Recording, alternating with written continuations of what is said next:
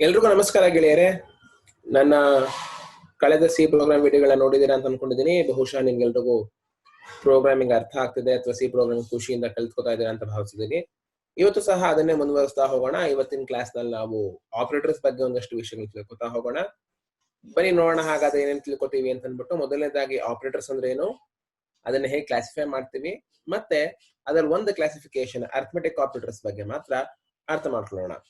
ಆದಷ್ಟು 20 ರಿಂದ 25 ನಿಮಿಷ ಒಂದು ವಿಡಿಯೋ ಮಾಡಬೇಕು ಅಂತ ಅನ್ಕೊಂಡಿದ್ದೀನಿ. ಆ ಕಾರಣದಿಂದ ನಾನು ಆದಷ್ಟು ಕಡಿಮೆ ಟಾಪಿಕ್ಸ್ ನ ಹೇಳ್ತಾ ಇರ್ತೀನಿ, ಯಾಕಂದ್ರೆ ನಿಮ್ಗೂ ಅದೊಂಥರ ತೊಂದರೆ ಆಗ್ಬಾರ್ದು ಅಂತ ಹೇಳಿ. ಸೊ ಇವತ್ತಿನ ಕ್ಲಾಸ್ ನಲ್ಲಿ ನಾವು ಆಪರೇಟರ್ಸ್ ಅಂದ್ರೆ ಏನು, ಅದರ ಡೆಫಿನೇಷನ್ ಮತ್ತೆ ಉದಾಹರಣೆಗಳನ್ನ ನೋಡೋಣ. ಹಾಗೆ ಅದನ್ನ ಹೆಂಗ್ ಭಾಗ ಮಾಡಿದೀವಿ ಅಥವಾ ಕ್ಲಾಸಿಫಿಕೇಶನ್ ಹೇಗೆ ಮಾಡ್ತೀವಿ ಅಂತ ನೋಡೋಣ.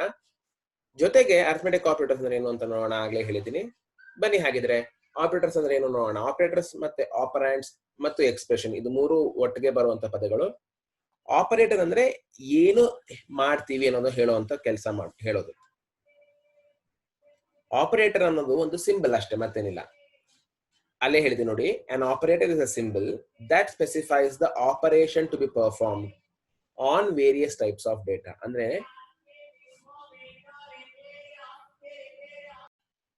ಅಂದ್ರೆ ಆಪರೇಟರ್ ಅನ್ನೋದು ಒಂದು ಸಿಂಬಲ್ ಅಷ್ಟೇನೆ, ಅಥವಾ ಅದೊಂದು ಚಿಹ್ನೆ. ಈಗ ನಿಮಗೆ ಗೊತ್ತಿರೋ ಹಾಗೆ ಪ್ಲಸ್ ಅನ್ನೋದು ಅಡಿಷನ್ ಮಾಡುತ್ತೆ, ಮೈನಸ್ ಅನ್ನೋದು ಸಬ್ಟ್ರಾಕ್ಷನ್ ಮಾಡುತ್ತೆ. ಆ ರೀತಿ ಆಪರೇಟರ್ ಯಾವಾಗ್ಲೂ ಏನು ಆಪರೇಷನ್ ಮಾಡಬೇಕು ಅನ್ನೋದನ್ನ ಹೇಳುತ್ತೆ.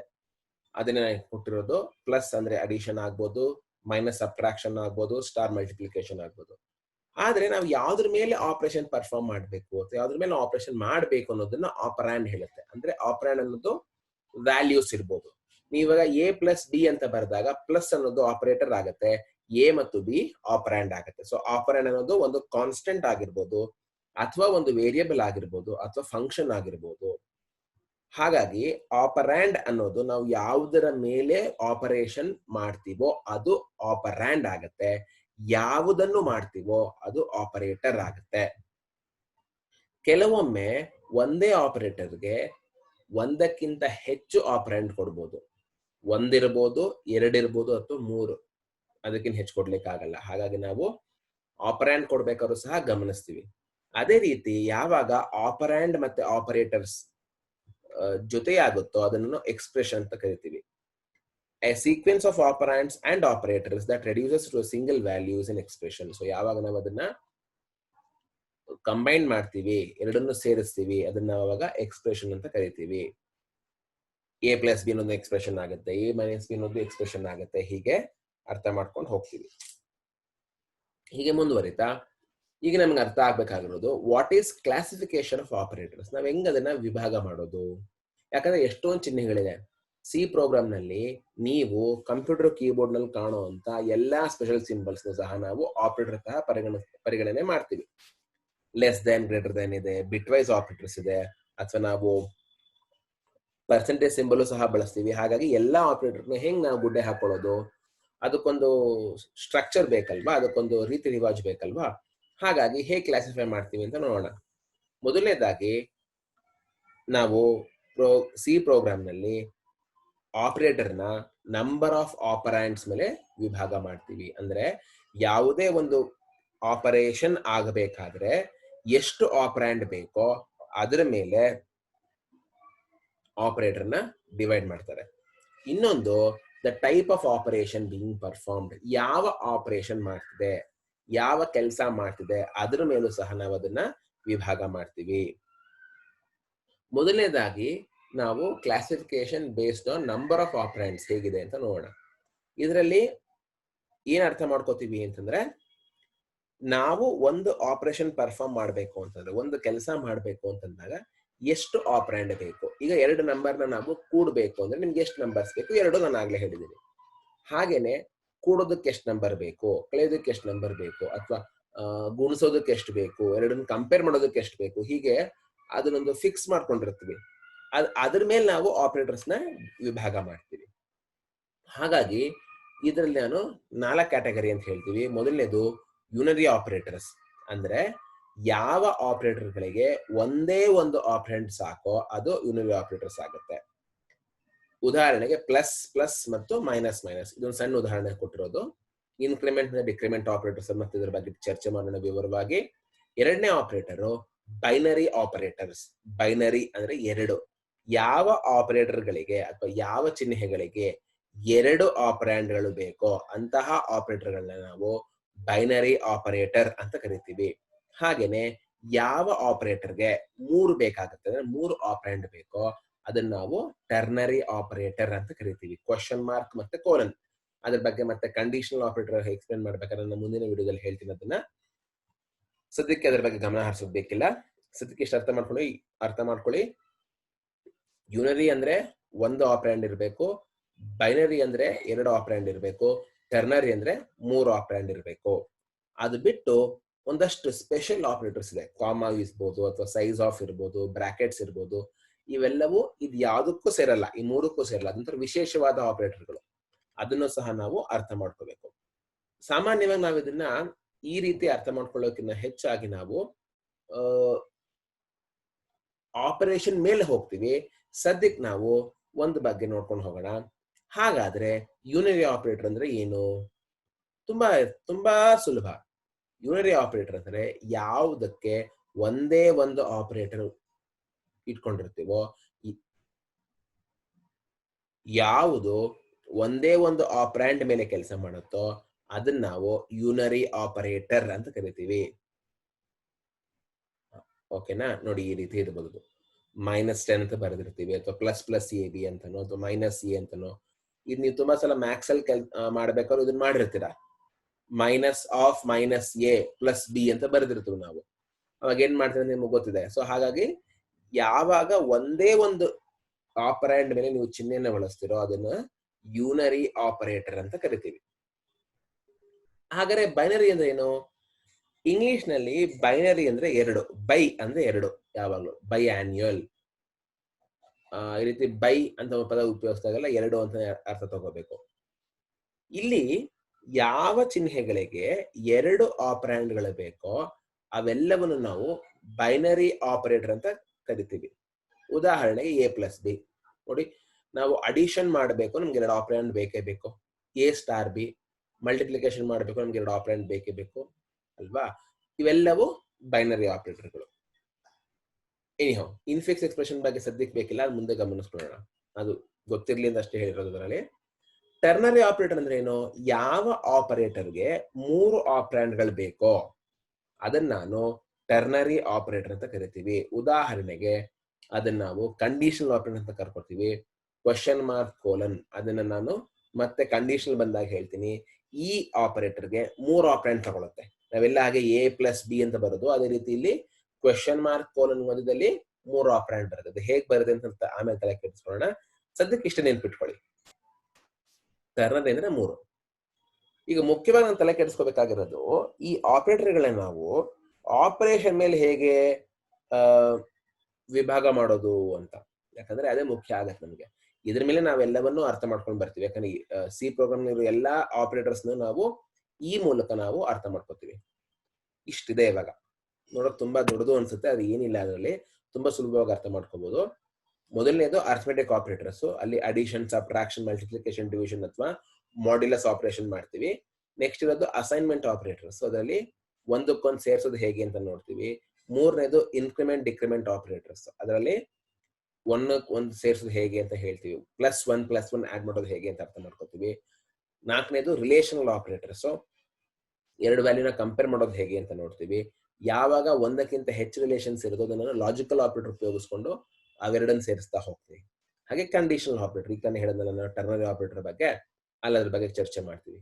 ಇನ್ನೆರಡು ಇರೋದು ಬಿಟ್ ವೈಸ್ ಆಪರೇಟರ್ಸ್. ಬಿಟ್ ವೈಸ್ ಆಪರೇಟರ್ಸ್ ಅದು ಬೈನರಿ ವ್ಯಾಲ್ಯೂಸ್ ಮೇಲೆ ವರ್ಕ್ ಆಗುತ್ತೆ. ಅದ್ರ ಬಗ್ಗೆ ಸ್ವಲ್ಪ ಗಮನ ಹರಿಸೋಣ. ಆಮೇಲೆ ನೆಕ್ಸ್ಟ್ ಇರೋದು ಸ್ಪೆಷಲ್ ಆಪರೇಟರ್ಸ್. ಸ್ಪೆಷಲ್ ಆಪರೇಟರ್ಸ್ ಅಂದ್ರೆ ಇವೆಲ್ಲದಕ್ಕೂ ಸೇರದೇ ಇರೋ ಇದೆಯಾ, ಕಾಮನೋ, ಡಾಟೋ ಅಥವಾ ಹೈಫನ್ನು ಅಥವಾ ಆರೋ ಮಾರ್ಕ್ ಅಂತ ಕೀಸ್ ಬಳಸಿರ್ತೀವಿ, ಸಿಂಬಲ್ಗಳನ್ನ. ಅವನ್ನೆಲ್ಲ ಎಲ್ಲಿ ಉಪಯೋಗಿಸೋದು? ಹಾಗಾಗಿ ಅದನ್ನು ಗಮನಿಸ್ಕೋಬೇಕು ನಾನು. ಅವೆಲ್ಲ ಸ್ಪೆಷಲ್ ಆಪರೇಟರ್ಸ್ ಬರುತ್ತೆ. ಹಾಗಾಗಿ ಸದ್ಯಕ್ಕೆ ಅರ್ಥ ಆಗ್ಬೇಕಾಗಿರೋದು ಏನು ಅಂತಂದ್ರೆ, classification of operators based on type of operation ಅಂದ್ರೆ 8 ತರ ಇದೆ. Arithmetic operators, assignment operators, increment and decrement operators, relational operators, logical operators, conditional operators, bitwise operators and special operators. So 8 ತರ ಇದೆ. 8 ಒಂದೊಂದಾಗಿ ನೋಡ್ತಾ ಹೋಗೋಣ. ಸದ್ಯಕ್ಕೆ ಇವತ್ತಿನ ಸೆಷನ್ ಅಲ್ಲಿ ಕೇವಲ ಅರ್ಥಮೆಟಿಕ್ ಆಪರೇಟರ್ಸ್ ಏನು ಅನ್ನೋದನ್ನ ಡಿಟೇಲ್ ಆಗಿ ವಿವರವಾಗಿ ಅರ್ಥ ಮಾಡ್ಕೊಳ್ಳೋಣ. ಓಕೆನಾ? ಸರಿ, ರೆಡಿ ಇದ್ದೀರಾ ಅನ್ಸುತ್ತೆ. ಹಾಗಾದ್ರೆ ಅರ್ಥಮೆಟಿಕ್ ಆಪರೇಟರ್ಸ್ ಅಂದ್ರೆ ಏನು? ತುಂಬಾ ಸುಲಭ.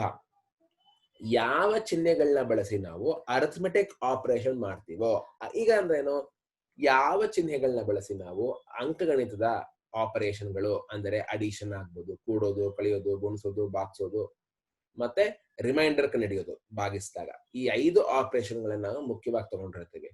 ಬೇರೆದು ಮಾಡ್ತೀರೇನೋ, ಬಟ್ ಈ 5 ಮುಖ್ಯ ನಮಗೆ ಬೇಕಾಗತ್ತಲ್ಲಿ. ಯಾವಾಗ್ಲೇ ಅರ್ಥಮೆಟಿಕ್ ಆಪರೇಷನ್ ಅಂತಂದ್ರೆ ಅದರಲ್ಲಿ ಅಡಿಷನ್, ಸಬ್ಟ್ರಾಕ್ಷನ್, ಮಲ್ಟಿಪ್ಲಿಕೇಶನ್, ಡಿವಿಷನ್ ಮತ್ತು ಮಾಡ್ಯುಲಸ್, ಈ 5 ಬರುತ್ತೆ. ಇದು ಹೇಗಿರುತ್ತೆ? ಇದನ್ನ ನಾನು ಹೇಗ್ ಮಾಡ್ತೀನಿ ಅಂತಂದ್ರೆ, ಇದು ಮುಖ್ಯವಾಗಿ ಬೈನರಿ ಆಪರೇಟರ್ಸ್. ಅಂದ್ರೆ ನಾನು ಈ ಕೆಲಸವನ್ನ ಮಾಡಬೇಕು ಅಂದ್ರೆ 2 ಆಪರೆಂಡ್ಗಳು ಬೇಕೇ ಬೇಕು. ಹೌದಾ? ಎ ಪ್ಲಸ್ ಬಿ ಅಂತಾನೆ ಬರೀಬೇಕು. ಸುಮ್ಮನೆ ನಾನು ಎ ಪ್ಲಸ್ ಅಂತ ಬರೆದು ಬಿಡೋಕ್ಕಾಗೋದಿಲ್ಲ. ಹಾಗಾಗಿ ಎ ಪ್ಲಸ್ ಬಿ ಅಂತ ಬರೆದಾಗ ಏನಾಗುತ್ತದೋ, ನನಗೆ 2 ಆಪರೆಂಡ್ ಕಂಡಿರುತ್ತೆ. ಒಂದಷ್ಟು ಎಕ್ಸಾಂಪಲ್ ನೋಡ್ತೀವಿ ಅಂದ್ರೆ ನೋಡಿ, ಇಲ್ಲಿ ಈ ರೀತಿ ಇದೆ. ಇದೆಲ್ಲ ನಿಮ್ಗೆ ಹೊಸದೇನಲ್ಲ, ನೀವೆಲ್ಲ ಆಗ್ಲೇ ಮಾಡಿದ್ದೀರಾ. ಅಡಿಷನ್ ಸಿಂಬಲ್ ಏನದು? ಪ್ಲಸ್ ಅಂತ ಬಳಸ್ತೀವಿ. ಏನ್ ಮಾಡತ್ತದು? 2 ಆಡ್ ಮಾಡುತ್ತೆ, ಕೂಡುತ್ತೆ. ಎಕ್ಸಾಂಪಲ್ ಏನು? 4 + 2 ಅಂತ ಬರ್ತೀನಿ. ಉತ್ತರ ಏನು ಬರಬೇಕು? 4 ಮತ್ತು 2 ಕೂಡಿದಾಗ 6 ಬರಬೇಕು. ಹಾಗೆ ಸಬ್ಟ್ರಾಕ್ಷನ್ ಮಾಡ್ತಿದ್ದೀನಿ. ಏನ್ ಸಿಂಬಲ್ಲು? ಮೈನಸ್. ಏನ್ ಮಾಡತ್ತದು? ಕಳಿಯುತ್ತೆ. ಹೆಂಗ್ ಕಳಿಯುತ್ತೆ? 4ರಿಂದ 2 ಕಳೆದಾಗ ಏನಾಯ್ತು? 2 ಬಂತು ಉತ್ತರ. ಹಾಗೆ ಮಲ್ಟಿಪ್ಲೈ ಮಾಡ್ತೀನಿ, ಡಿವಿಷನ್ ಮಾಡ್ತೀನಿ, ಮಾಡ್ಯುಲಸ್ ಮಾಡ್ತೀನಿ. ಒಂದು ಗಮನಿಸಿ, ಡಿವಿಷನ್ ಅಥವಾ ಭಾಗಾಕಾರ ಮಾಡ್ಬೇಕಾದ್ರೆ ನಮ್ಗೆ ಏನಾಗುತ್ತೆ? 4ಅನ್ನ 2ರಿಂದ ಭಾಗಿಸಿದ್ರೆ ನಿಮ್ಗೆ 2 ಅಂತ ಉತ್ತರ ಬರುತ್ತೆ. 2 ಏನದು? ಕೋಶಿಯಂಟ್ ಅಲ್ವಾ? ನನ್ನ ಕೋಶಿಯಂಟ್ ಬೇಡ ಇವಾಗ, ನನಗೆ ಬೇಕಾಗಿ ರಿಮೈಂಡರ್. ಯಾವಾಗ ರಿಮೈಂಡರ್ ಬೇಕೋ ಸಿ ಪ್ರೋಗ್ರಾಮ್ ನಲ್ಲಿ ನಾವು ಅದನ್ನ ಪರ್ಸೆಂಟೇಜ್ ಸಿಂಬಲ್ ಇಂದ ಬಳಸ್ತೀವಿ. ಯಾವಾಗ್ಲೂ ಸಿ ನಲ್ಲಿ ಪರ್ಸೆಂಟೇಜ್ ಅಂತ ಬರೆದ್ರೆ ಅದರ ಅರ್ಥ ಏನು? ಅದು ಮಾಡ್ಯುಲಸ್ ಆಪರೇಷನ್ ಪರ್ಫಾರ್ಮ್ ಮಾಡ್ತಿದೆ, ಅಥವಾ ಅದು ರಿಮೈಂಡರ್ ಕೊಡುತ್ತೆ ಡಿವೈಡ್ ಮಾಡದ್ಮೇಲೆ ಅಂತ ಅರ್ಥ. ಈಗ 4ರನ್ನ 2ರಿಂದ ಭಾಗಿಸಿದಾಗ ನಿಮ್ಗೆ ರಿಮೈಂಡರ್ ಏನ್ ಬರುತ್ತೆ? 2 2 4, ರಿಮೈಂಡರ್ 0 ತಾನೇ ಬರುತ್ತೆ. ಹಾಗಾಗಿ ನಂಗಲ್ಲಿ ರಿಸಲ್ಟ್ ಸಹ 0 ಇದೆ. ಹೀಗೆ ಮುಂದುವರಿತಾ ಅರ್ಥಮೆಟಿಕ್ ಎಕ್ಸ್ಪ್ರೆಷನ್ ಅಂದ್ರೆ ಏನು ಅಂತ ನೋಡ್ತಾ ಹೋಗೋಣ. ಯಾಕಂದ್ರೆ ಈಗ ಸುಮ್ಮನೆ ಎ ಪ್ಲಸ್ ಬಿನೋ ಎ ಮೈನಸ್ ಬಿನೋ ಬರೀ ದೊಡ್ಡ ವಿಷಯ ಆಗೋದಿಲ್ಲ. ಅದು ತುಂಬಾ ಚೆನ್ನಾಗಿ ಅರ್ಥ ಆಗ್ಬಿಡುತ್ತೆ, ತುಂಬಾ ಸುಲಭನೂ ಹೌದು. ಯಾವಾಗ ನಮ್ಗೆ ದೊಡ್ಡ ದೊಡ್ಡ ಎಕ್ಸ್ಪ್ರೆಷನ್ಸ್ ಬರ್ತಾ ಹೋಗುತ್ತೆ ಅಥವಾ ತುಂಬಾ ಉದ್ದವಾದ ಎಕ್ಸ್ಪ್ರೆಷನ್ಸ್ ಇರುತ್ತೋ, ನಮಗೆ ಅವಾಗ ಅರ್ಥ ಆಗ್ಬೇಕು ಅದನ್ನ ಹೇಗೆ ನಾವು ಸಾಲ್ವ್ ಮಾಡ್ತೀವಿ ಅಥವಾ ಹೇಗೆ ಬಗೆಹರಿಸ್ತೀವಿ ಅಂತ. ಹಾಗಾಗಿ ಅದೇನು ಅಂತ ಅರ್ಥ ಮಾಡ್ಕೊಳ್ಳೋಣ. ಯಾವಾಗ ನಮ್ಮ ಎಕ್ಸ್ಪ್ರೆಷನ್ಸ್ ನಲ್ಲಿ ಇವೆಲ್ಲವೂ ಇರುತ್ತೋ ಅದನ್ನ ನಾವು ಅರ್ಥಮೆಟಿಕ್ ಎಕ್ಸ್ಪ್ರೆಷನ್ಸ್ ಅಂತ ಕರಿತೀವಿ. ಇಲ್ಲಿ ಒಂದ್ ಸಣ್ಣ ಇನ್ಫಾರ್ಮೇಶನ್ ತಿಳ್ಕೊಂಡಿರ್ಬೇಕು. ನಾನು ಮ್ಯಾಥ್ಸ್ ನಲ್ಲಿ ಅಥವಾ ಗಣಿತದಲ್ಲಿ ಬರೀಬೇಕಾದ್ರೆ ಎಕ್ಸ್ಪ್ರೆಷನ್ ಬೇರೆ ಬೇರೆ ತರ ಬರಿತಾ ಇದ್ವೇನೋ. ಸಿ ಪ್ರೋಗ್ರಾಮ್ ಬರೀಬೇಕಾದ್ರೆ ಸ್ವಲ್ಪ ಬದಲಾಯಿಸ್ತೀವಿ ಅದನ್ನ ನಾವು, ಯಾಕಂದ್ರೆ ಎಲ್ಲವೂ ಹಾಗೆ ಇರ್ಲಿಕ್ಕಿಲ್ಲ. ನೀವಿಲ್ಲೇ ಗಮನಿಸಿರ್ಬೋದು, ನಾವು ಸ್ಟಾರ್ ಅಂತ ಬರೆದು ಬಿಡ್ತೀವಿ ಮಲ್ಟಿಪ್ಲಿಕೇಶನ್ಗೆ. ಆಕ್ಚುಲಿ ನಾವು ಮಲ್ಟಿಪ್ಲಿಕೇಶನ್ ಮಾಡ್ಬೇಕಾದ್ರೆ ಮ್ಯಾಥ್ಸ್ ನಲ್ಲಿ ಎಕ್ಸ್ ಅಂತ ಬರ್ಕೋತೀವಿ ಅಲ್ವಾ? 1 ಇಂಟು ಅಂತ ಹೇಳ್ತೀವಿ. ಆದ್ರೆ ಅದೇ ರೀತಿ ಡಿವಿಷನ್ ಬರೀಬೇಕಾದ್ರೆ 2 ಚುಕ್ಕೆ ಇಟ್ಟ ಒಂದು ಅಡ್ಡಗೆರೆ ಹಾಕಿರ್ತೀವಿ. ಇಲ್ಲಂಗಿಲ್ಲ, ಇಲ್ಲಿ ಸ್ಲಾಶ್ ಇದೆ. ಹಾಗೇನೆ ನಮ್ಗದು ಸಿಂಬಲ್ಗಳು ಏನು ಅಂತ ಅರ್ಥ ಆಗ್ಬೇಕು. ಪ್ರೋಗ್ರಾಮಿಂಗ್ ಸಿಂಬಲ್ ಏನು ಅಥವಾ ಮ್ಯಾಥ್ಸ್ ಇರೋ ಸಿಂಬಲ್ಸ್ ಏನು ಅಂತ ಅದನ್ನ ನಾವು ಸ್ವಲ್ಪ ಅರ್ಥ ಮಾಡ್ಕೋಬೇಕು. ಹಾಗಾಗಿ ಒಂದ್ 2-3 ಸ್ಲೈಡ್ ಅದ್ರ ಬಗ್ಗೆ ಗಮನ ಹರಿಸೋಣ. ಹೇಗಿರುತ್ತೆ ಮ್ಯಾಥ್ಸ್ ಅಲ್ಲಿ ಮತ್ತೆ ಪ್ರೋಗ್ರಾಮಿಂಗ್ ಅಲ್ಲಿ ಹೇಗಿರುತ್ತೆ ಅಂತಂದ್ರೆ ಕೆಲವೊಂದಷ್ಟು ಬದಲಾವಣೆಗಳಿರುತ್ತೆ. ಹೇಗೆ ಅಂತ ನೋಡೋಣ. The expressions in C must be written in single line. ನಾವೆಲ್ಲೂ ಬೇರೆ ಬೇರೆ ಲೈನ್ ಬರೆಯಕ್ ಹೋಗಲ್ಲ. ಎಷ್ಟೇ ದೊಡ್ಡ ಎಕ್ಸ್ಪ್ರೆಷನ್ ಇದ್ರು ಒಂದರಲ್ಲೇ ಮುಗಿಸೋಕ್ ಟ್ರೈ ಮಾಡ್ತೀವಿ, ಮುಗಿಸ್ಲೇಬೇಕು, ಇಲ್ದಿದ್ರೆ ಸಿಸ್ಟಮ್ಗೆ ಅರ್ಥ ಆಗಲ್ಲ. ಮತ್ತೆ ಹೇಗ್ ಬರೆಯೋದಪ್ಪ ಹಾಗಂತ ನೋಡೋಣ. ಹೇಗ್ ಬರಿತೀವಿ ನೋಡಿ. ಇವಾಗ ಒಂದೊಂದೇ ನೋಡ್ಕೊಂಡು ಹೋಗೋಣ. If numerator has more than one operand, enclose the entire numerator inside parenthesis. ಯಾವಾಗ ನಿಮ್ಮ ಎಕ್ಸ್ಪ್ರೆಷನ್ ಅನ್ನ ನ್ಯೂಮರೇಟರ್ ಭಾಗದಲ್ಲಿ ಒಂದಕ್ಕಿಂತ ಹೆಚ್ಚು ಆಪರೇಷನ್ ಇರುತ್ತೋ ಅದೆಲ್ಲದಕ್ಕೂ ಸೇರಿಸಿ ಒಂದು ಬ್ರಾಕೆಟ್ ಹಾಕ್ಬಿಡಿ. ಅವಾಗ ಏನಾಗುತ್ತೆ ನೋಡಿ, ಈ ರೀತಿ ಆಗುತ್ತೆ. S = A + B + C/2. ನಾವು ಹಿಂಗ್ ಬರಿತೀವಿ ಹೌದಾ? ಮೇಲೆ ಕೆಳಗೆಲ್ಲ ಬರ್ಕೊಂಡಿರ್ತೀವಿ. ಈ ರೀತಿ ಬರೆಯಕ್ಕಾಗಲ್ಲ. ನಾನು ನಿಮ್ಗೆ ಇಲ್ಲಿ ಕಾಣಿಸ್ತೀನಿ ಅಂತ ಅನ್ಕೋತೀನಿ. ದಯವಿಟ್ಟು ಸ್ವಲ್ಪ ಗಮನಿಸಿ ಅಲ್ಲಿ ನಾನು ಹೇಳ್ತೀವಿ ಕರೆಕ್ಟ್ ಆಗಿ ನೋಡಿ. ಇಲ್ಲಿ ನೀವು 2 ಲೈನ್ ಬರ್ಕೋತೀವಿ ಇದು ನಾವು ಅಲ್ವಾ? ಬಟ್ ನಾನು ಸಿ ಪ್ರೋಗ್ರಾಮ್ ಅಲ್ಲಿ ಬರೆಯಕ್ಕಾಗಲ್ಲ. ಅದಕ್ಕೆ ಏನ್ ಮಾಡ್ತೀನಿ, ಈ ಭಾಗನ, ಈ ಮೇಲ್ಗಡೆ ಭಾಗನ a plus B plus C ಅಂತ ಇರೋದನ್ನ ಅದನ್ನ ಮೊದಲು ಮಾಡ್ಕೋಬೇಕು. ಹಾಗಾಗಿ ಅದನ್ನ ನಾನು a plus B plus C ನ ಬ್ರಾಕೆಟ್ ಹಾಕೋತೀನಿ, ಬ್ರಾಕೆಟ್ ಅಲ್ಲಿ ಬರ್ಕೊತೀನಿ, ಡಿವೈಡೆಡ್ ಬೈ ಸಿಂಬಲ್ ಏನೋ ಸ್ಲಾಶ್, ಡಿವೈಡೆಡ್ ಬೈ 2. ಇದು ಸರಿಯಾಗಿ. ಇಲ್ಲ ಸರ್ ನಿಂಗೆ ಬರೀ ಬ್ರಾಕೆಟ್ ಹಾಕಲ್ಲ ಸರ್, ಸುಮ್ ಬರೆದು ಬಿಡ್ತೀನಿ ಅಂದ್ರೆ ಏನಾಗುತ್ತೆ ಅವಾಗ ತಪ್ಪಾಗತ್ತೆ. ಇದು ತಪ್ಪು ಉತ್ತರ ಕೊಡ್ತಿದ್ದು, ಹಿಂಗ್ ಬರೆಯಕ್ ಆಗಲ್ಲ ನಾವು. ಯಾಕೆ ಅಂತ ಮುಂದೆ ಹೇಳ್ತೀನಿ, ಒಂದೆರಡು ಸೆಕೆಂಡ್ ಇರಿ. ಅಂದ್ರೆ ಹೀಗಿರೋ ಸ್ಟೇಟ್ಮೆಂಟ್ ನಾನು ಸಿ ಪ್ರೋಗ್ರಾಮ್ ಅಲ್ಲಿ ಹೀಗೆ ಬರೀತೀನಿ ಅಲ್ವಾ. ನೆಕ್ಸ್ಟ್ ಹೀಗೆ ಮುಂದುವರಿತಾ ಇನ್ನೊಂದು ಎಕ್ಸಾಂಪಲ್ ನೋಡೋಣ. ಅದೇ ರೀತಿ ಡಿನಾಮಿನೇಟರ್ ಅಲ್ಲಿ ಜಾಸ್ತಿ ಇದ್ರೆ ಏನ್ ಮಾಡೋದು, ಅದ್ರ ಉಲ್ಟಾ. ಇವಾಗ ನೋಡಿ ಇಲ್ಲಿ ಮೈನಸ್ ಬಿ ಬೈ 2a ಅಂತಿದೆ. ನಿಮಗೆ ಗೊತ್ತು ಮೈನಸ್ ಬಿ ಬೈ 2a ಅಂದ್ರೆ 2a ಅನ್ನೋದು 2 ಇಂಟು a ಆಗ್ಬೇಕು. ಅದಕ್ಕೆ ಮತ್ತೆ ಬ್ರಾಕೆಟ್ ಹಾಕಿದೀವಿ. ಇದನ್ನ ಪರ್ಫಾರ್ಮ್ ಮಾಡ್ತೀರಾ, ಆಮೇಲೆ ಅದನ್ನ ಬಿ ಇಂದ ಭಾಗಿಸ್ತೀರಾ. ನೀವು ಹೀಗೆ ಬರಲಿಕ್ಕೆ ಆಗಲ್ಲ, ಇದು ತಪ್ಪಾಗತ್ತೆ. ಹಿಂಗ್ ಬರೆದ್ರೆ ನಮ್ಗೆ ಗೊತ್ತಿರ್ಬೇಕು ಹೇಗ್ ಬರಿತೀವಿ ಅಂತ. ಯಾವಾಗ ನ್ಯೂಮರೇಟರ್ ನಲ್ಲಿ ಒಂದಕ್ಕಿಂತ ಹೆಚ್ಚಿನ ಆಪರೇಷನ್ ಇದೆಯೋ ಅದಕ್ಕೆ ನಾವು ಬ್ರಾಕೆಟ್ ಹಾಕ್ತಿವಿ, ಅಥವಾ ಡಿನಾಮಿನೇಟರ್ ಒಂದಕ್ಕಿಂತ ಹೆಚ್ಚಿನ ಆಪರೇಷನ್ ಅದಕ್ಕೆ ಬ್ರಾಕೆಟ್ ಹಾಕ್ತಿವಿ. ನಮಗ್ ಗೊತ್ತಿರ್ಬೇಕು ಯಾವ ಆಪರೇಷನ್ ನಾವು ಫಸ್ಟ್ ಮಾಡಬೇಕು ಅಂತಿದೀವಿ ಅಂತ ಅನ್ಕೊಂಡು. ಹಾಗೆ ಯಾವಾಗ್ಲೇ ನಾವು ಫಂಕ್ಷನ್ಗೆ ಆರ್ಗ್ಯುಮೆಂಟ್ ಕಳಿಸ್ಬೇಕಾದ್ರೆ ಅದನ್ನು ಸಹ ನಾವು ಬ್ರಾಕೆಟ್ ಅಲ್ಲಿ ಹಾಕ್ತಿವಿ. ನೋಡಿ ಇಲ್ಲಿ ಇವಾಗ ಇದೇನಿದೆ, x equals square root of 2πn ಅಂತಿದೆ. ಹೌದಾ?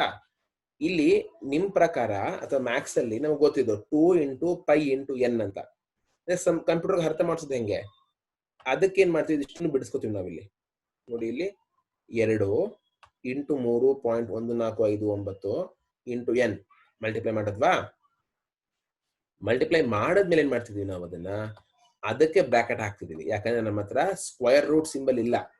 ಈ ಸಿಂಬಲ್ ನಮ್ಗೆ ಕಂಪ್ಯೂಟರ್ ಅಲ್ಲಿ ಇಲ್ಲ. ಹಾಗೆ ಏನ್ ಮಾಡ್ಬೇಕು, ನಾವು SQRT ಅಂತ ಫಂಕ್ಷನ್ ನಾವು ಕರಿಬೇಕು. ಅಂದ್ರೆ ಯಾವಾಗ ನಮಗೆ ನಾವು ಬರದಂಗೆ ಪ್ರೋಗ್ರಾಮ್ ಬರೆಯಕ್ ಆಗಲ್ವೋ ಆಗ ನಾವು ಒಂದ್ ಸ್ವಲ್ಪ ಬದಲಾಯಿಸ್ತಾ ಹೋಗ್ಬೇಕು.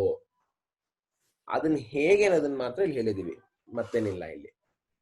ಹೀಗೆ ಒಂದ್ ಸ್ವಲ್ಪ ನೆನ್ಪಿಟ್ಕೋಬೇಕು ನಾವು ಅವಾಗ. ಸರಿ, ಹೀಗೆ ಮುಂದುವರಿತಾ ಏನಾಗತ್ತೆ, ಯಾವಾಗ ನಮ್ಗೆ ನೀವು ಒಂದಕ್ಕಿಂತ ಹೆಚ್ಚಿನ ಆಪರೇಷನ್ ಈ ತರ ಮಾಡ್ತಾ ಹೋಗ್ತೀವಿ. ನೋಡಿ ಇಲ್ಲೇನಿದೆ 2 ಸ್ಟಾರ್ 3.14 ಇದೆ, ಅಥವಾ ಮೈನಸ್ ಬಿ ಬೈ 2a ಇದೆ. ಈ ತರ ಎಲ್ಲ ಇದ್ದಾಗ ಒಂದಕ್ಕಿಂತ ಹೆಚ್ಚಿನ ಆಪರೇಷನ್ಗಳಿವೆ. ಈಗ ಏನ್ ಮಾಡೋದು ಇದನ್ನ ಅಂತಂದ್ರೆ, ಅದನ್ನ ಹ್ಯಾಂಡಲ್ ಮಾಡೋದಕ್ಕೆ ನಾವೇನ್ ಹೇಳ್ತೀವಿ, ಅರ್ಥಮೆಟಿಕ್ ಆಪರೇಟರ್ ಪ್ರೆಸಿಡೆನ್ಸ್ ಅಂತ ಹೇಳ್ತೀವಿ. ಅರ್ಥ ಏನು, ಯಾವಾಗ ಒಂದೇ ಎಕ್ಸ್ಪ್ರೆಷನ್ ಅಲ್ಲಿ ಒಂದಕ್ಕಿಂತ ಹೆಚ್ಚಿನ ಆಪರೇಷನ್ಗಳಿರುತ್ತೋ ಅಥವಾ ಆಪರೇಟರ್ಗಳಿರುತ್ತೋ ಅದನ್ನ ಹ್ಯಾಂಡಲ್ ಮಾಡೋದಕ್ಕೆ ನಾವು ಆಪರೇಟರ್ ಪ್ರೆಸಿಡೆನ್ಸ್ ಅಂತ ಕರಿತೀವಿ. ಅದನ್ನ ಅರ್ಥ ಮಾಡ್ಕೋತೀವಿ. ಯಾಕೆ ಬೇಕಿದು ಅಂತಂದ್ರೆ, ಹೀಗೆ ಬರೆದಾಗ ಅಥವಾ ಇದನ್ನ ತಿಳ್ಕೊಂಡಾಗ ನಾವು ಯಾವ್ದನ್ನ ಮೊದಲು ಮಾಡ್ಬೇಕು ಯಾವ್ದನ್ನ ಆಮೇಲೆ ಮಾಡ್ಬೇಕು ಅಂತ ಗೊತ್ತಾಗತ್ತೆ ನಮ್ಗೆ.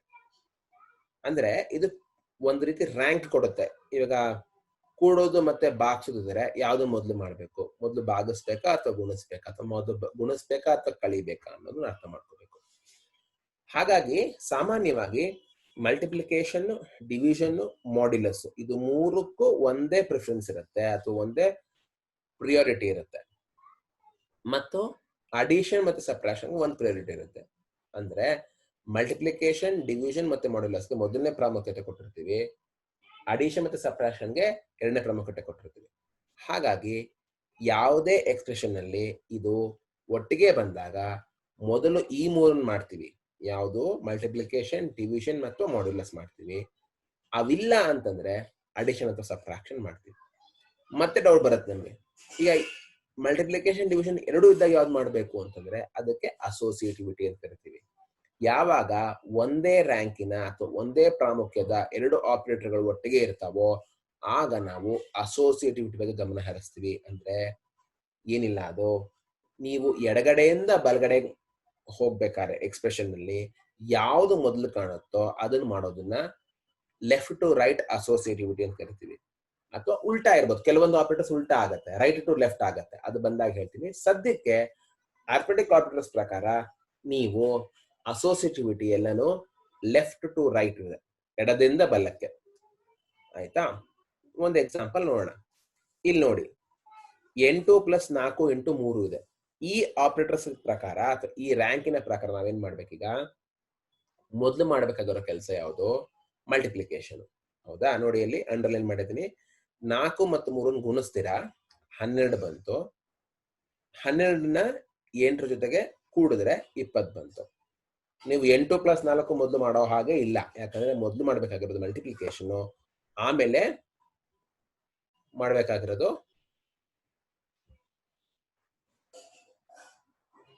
ಅಡಿಷನ್. ಇದನ್ನೇ ನಾನು ಮತ್ತೊಮ್ಮೆ ಹೇಳ್ತಾ ಇದ್ದೀನಿ. ಯಾವಾಗ ಎಕ್ಸ್ಪ್ರೆಷನ್ ನಲ್ಲಿ ಆಪರೇಟರ್ ಒಂದೇ ರ್ಯಾಂಕಿಂದ ಇರುತ್ತೋ ಅಥವಾ ಒಂದೇ ಪ್ರಾಮುಖ್ಯತೆಯ ಆಪರೇಟರ್ ಇರುತ್ತೋ ಆವಾಗ ಪ್ರೆಸಿಡೆನ್ಸ್ ಅಪ್ಲೈ ಮಾಡಕ್ಕಾಗಲ್ಲ. ಅವಾಗ ನಾವು ಅಸೋಸಿಯೇಟಿವ್ ಬಗ್ಗೆ ಹೋಗ್ತೀವಿ. ಸೊ ಅರ್ಥ ಮಾಡ್ಕೊಳ್ಳಿ, precedence is applied before and the associative is applied if the operators have same precedence.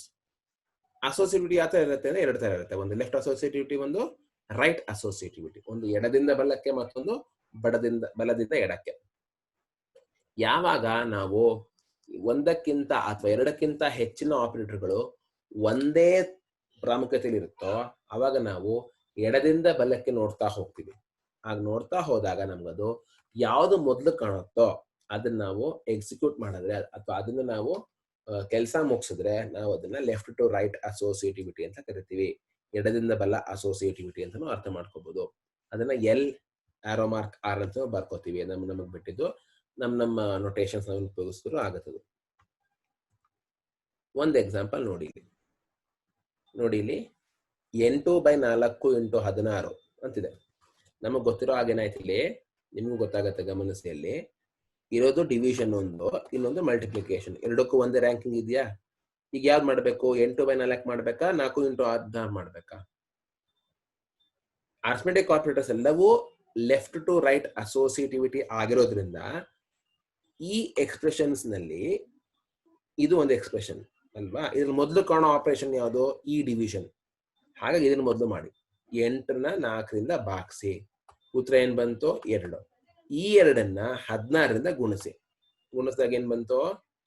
32.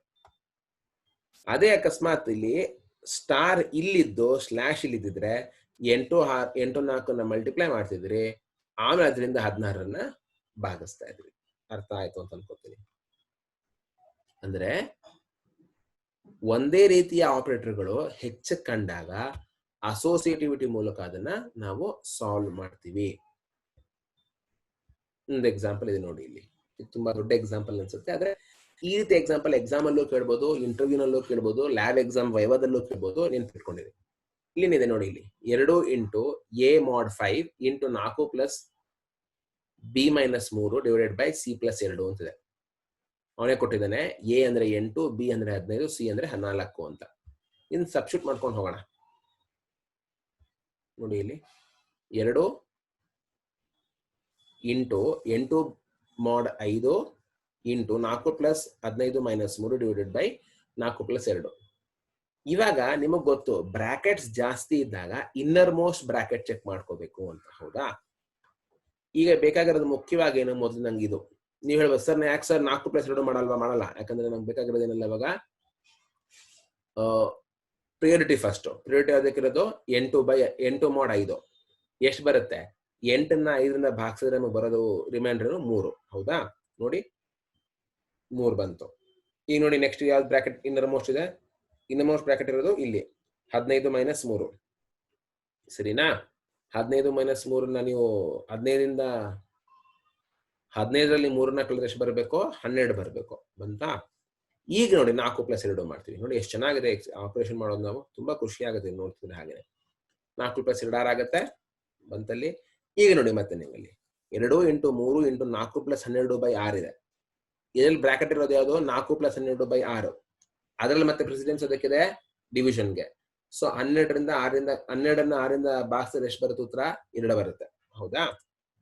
ನೋಡಿ ಈಗ 4 + 2 ಅಂದ್ರೆ 6 ಆಯ್ತು. ಈಗೇನಾಯ್ತಲ್ಲಿ 2 × 3 × 6 3 × 6 18 18 × 2 36. ಉತ್ತರ ಬಂದ್ಬಿಡ್ತು. ಅದೇ ಅಕಸ್ಮಾತ್ ಆಪರೇಟರ್ಸ್ ಬದಲಾವಣೆ ಆಗಿದ್ರೆ ಅಕಾರ್ಡಿಂಗ್ಲಿ ನಾವು ಮಾಡ್ತಾ ಇದ್ವಿ. ಹೋಪ್ಫುಲಿ ಅರ್ಥ ಆಗಿದೆ ಅಂತ ಅನ್ಕೋತೀನಿ. ತುಂಬಾ ಸುಲಭ. ಈ ತರ ತುಂಬಾ ಕೇಳ್ತಾರೆ ಎಕ್ಸಾಮ್ಗಳಲ್ಲಿ ಅಥವಾ ವೈವಾದಲ್ಲಿ. ನೆನ್ಪಿಟ್ಕೊಂಡು ಮಾಡಿ. ಯಾವಾಗಲೇ ಅರ್ಥಮೆಟಿಕ್ ಆಪರೇಟರ್ಸ್ ಬಂದಾಗ ನಾವು ಮೊದಲು ಮಾಡ್ಯುಲಸ್ ಅಥವಾ ಡಿವಿಷನ್ ಅಥವಾ ಮಲ್ಟಿಪ್ಲಿಕೇಶನ್ ಮೊದಲು ಮಾಡ್ತೀವಿ, ನಂತರ ಅಡಿಷನ್ ಸಬ್ಟ್ರಾಕ್ಷನ್ ಮಾಡ್ತೀವಿ. ಎಲ್ಲವೂ ಒಟ್ಟಿಗೆ ಬಂದಾಗ ಎಡದಿಂದ ಬಲಕ್ಕೆ ನಾವು ಸ್ಕ್ಯಾನ್ ಮಾಡ್ತಾ ಹೋಗ್ಬೇಕಾದ್ರೆ ಯಾವುದು ಮೊದಲು ಸಿಗುತ್ತೋ ಅದನ್ನ ಮಾಡ್ತೀವಿ. ನೀವು ಕೇಳ್ಬೋದು, ಸರ್ ಇಲ್ಲಿ ಮಲ್ಟಿಪ್ಲಿಕೇಶನ್ ಸಿಕ್ಕಿದಿಲ್ಲ ಸರ್, ಹೆಂಗ್ ಸರ್ ನೀವು ಮಾಡ್ಲಿಲ್ಲ ಅಂತ ನೀವು ಕೇಳ್ಬೋದು. ನಾನು ಹೇಳ್ತಿರೋದು ಅರ್ಥ ಮಾಡ್ಕೊಳ್ಳಿ. ಬ್ರಾಕೆಟ್ಸ್ ಬಂದಾಗ ನಿಕ್ಕೆಲ್ಲವೂ ನಗಣ್ಯ ಆಗ್ಬಿಡುತ್ತೆ. ಬ್ರಾಕೆಟ್ಸ್ ಬಂದಾಗ ಬ್ರಾಕೆಟ್ ಮುಖ್ಯ ಆಗುತ್ತೆ. ಮೊದಲು ಬ್ರಾಕೆಟ್ ಓಪನ್ ಮಾಡ್ಕೋಬೇಕು ನಾವು. ಬಹುಶಃ ನೀವು ಬಾರ್ಡ್ ಮಾಸ್ ರೂಲ್ ಕೇಳಿರ್ತೀರಾ, brackets open, division, multiplication, addition, subtraction ಅಂತ.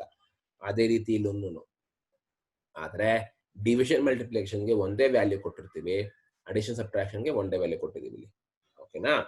ಹೋಪ್ಫುಲಿ ಅರ್ಥ ಆಗಿದೆ ಅಂತ ಅನ್ಕೋತೀನಿ. ಸದ್ಯಕ್ಕೆ ಇಷ್ಟು ಸಾಕು ಇವತ್ತಿನ ಸೆಷನ್ ಅಲ್ಲಿ. ನಾವಿವತ್ತು ಆಪರೇಟರ್ ಅಂದ್ರೆ ಏನು ಅಂತ ಅರ್ಥ ಮಾಡ್ಕೊಂಡಿದೀವಿ, ಆಪರೆಂಡ್ ಏನು ಅಂತ ಅರ್ಥ ಮಾಡ್ಕೊಂಡಿದೀವಿ, ಎಕ್ಸ್ಪ್ರೆಷನ್ ಏನು ಅಂತ ಅರ್ಥ ಆಗಿದೆ. ಜೊತೆಗೆ ಎಷ್ಟೊಂದು ಆಪರೇಟರ್ಗಳು ಇರೋದ್ರಿಂದ ಅದನ್ನೆಲ್ಲ ಹೆಂಗೆ ನಾವು ಭಾಗ ಮಾಡ್ಬೋದು ಅಂತ ಅರ್ಥ ಮಾಡ್ಕೊಂಡ್ವಿ. ಆಮೇಲೆ ಒಂದು ಎಕ್ಸ್ಪ್ರೆಷನ್ ಅನ್ನ ಮ್ಯಾಕ್ಸ್ ನಲ್ಲಿ ಹೇಗೆ ಬರಿತೀವಿ ಮತ್ತೆ ಸಿ ಪ್ರೋಗ್ರಾಮ್ ಅಲ್ಲಿ ಹೇಗೆ ಬರಿತೀವಿ ಅಂತನೂ 2-3 ಉದಾಹರಣೆಗಳ ಗಮನಿಸ್ತೀವಿ. ಜೊತೆಗೆ ಅರ್ಥಮೆಟಿಕ್ ಆಪರೇಟರ್ಸ್ ಅಂದ್ರೆ ಏನು, ಎಷ್ಟು ಆಪರೇಟರ್ಸ್ ಇದೆ, ಪ್ಲಸ್, ಮೈನಸ್, ಸ್ಟಾರ್, ಸ್ಲಾಶ್ ಮತ್ತು ಮಾಡ್ಯುಲಸ್, ಮತ್ತೆ ಅದರ ಪ್ರೆಸಿಡೆನ್ಸ್ ಏನು, ಅದರ ಅಸೋಸಿಯೇಟಿವಿಟಿ ಏನು ಅಂತ ಅರ್ಥ ಮಾಡ್ಕೊಂಡ್ವಿ. ಒಂದು ಸಣ್ಣ ಉದಾಹರಣೆ ಗಮನಿಸಿದ್ವಿ. ಸದ್ಯಕ್ಕೆ ಸಾಕು ಅಂತ ಭಾವಿಸಿದ್ದೀನಿ. ನಿಮ್ಗೆಲ್ಲ ಅರ್ಥ ಆಗಿದೆ ಅಂತ ಅನ್ಕೊಂಡಿದ್ದೀನಿ. ಡೌಟ್ಸ್ ಇದ್ರೆ ಕಮೆಂಟ್ ಮಾಡಿ ಅಥವಾ ಮೇಲ್ ಮಾಡಿ.